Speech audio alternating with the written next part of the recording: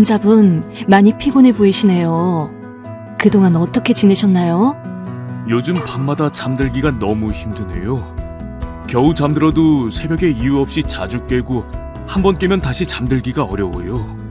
아침에는 눈이 너무 일찍 떠져서 낮에 졸음이 쏟아지는 경우가 많습니다. 저런, 많이 피곤하시겠네요. 암 환자의 수면장애는 암 치료에도 좋지 않은 영향을 줄 수 있기 때문에 불면증이 1개월 이상 계속되면 원인을 찾고 해결하는 데 집중할 필요가 있습니다.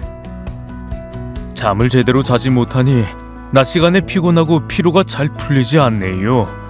불면증은 왜 생기는 걸까요? 먼저 통증, 구토, 설사 같은 신체적인 요인 때문에 정상적인 수면이 방해를 받을 수 있습니다.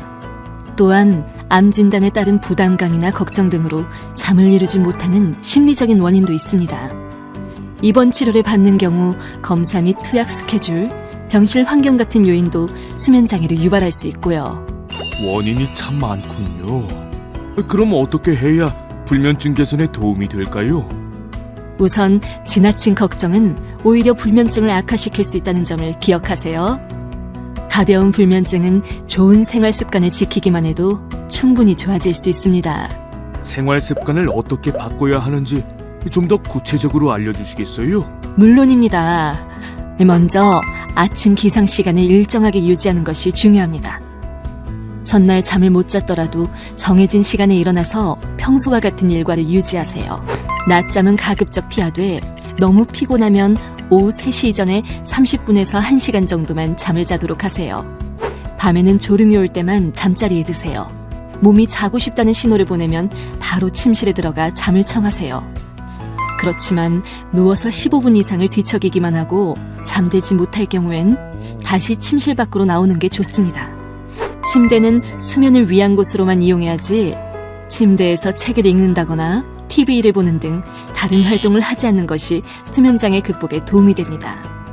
커피 같은 카페인 음료는 오후에 피하고 담배는 끊으시는 것이 좋습니다. 잠에 들기 위해 술을 마시는 분들이 있는데 오히려 수면의 질을 떨어뜨리니 피해주세요. 배가 고파서 잠이 오지 않을 때에는 가볍게 허기만 달래고 과식은 피하세요. 규칙적인 운동도 도움이 되지만 늦은 저녁에는 하지 않는 것이 좋습니다. 생활 습관만으로도 불면증을 극복할 수 있다니 다행이네요. 가벼운 불면증은 생활 습관을 개선하는 것만으로도 나을 수 있고 증상이 심한 경우라도 항우울제나 항불안제 등의 도움을 받아 극복할 수 있습니다. 잠을 자지 못하니 걱정이 되었는데 마음이 좀 놓이네요. 감사합니다. 환자분처럼 불면증이 오래가면 잠에 대한 불안이 커질 수 있습니다. 그러나 하루 이틀 잠을 못 잔다고 해서 크게 문제될 것은 없고 잠에 대한 걱정이 오히려 불면증을 지속시키는 원인이 되기도 합니다. 이제 편히 잘 수 있다고 생각하니 마음이 좀 놓이네요. 오늘부터 말씀하신 방법들을 실천해 보겠습니다.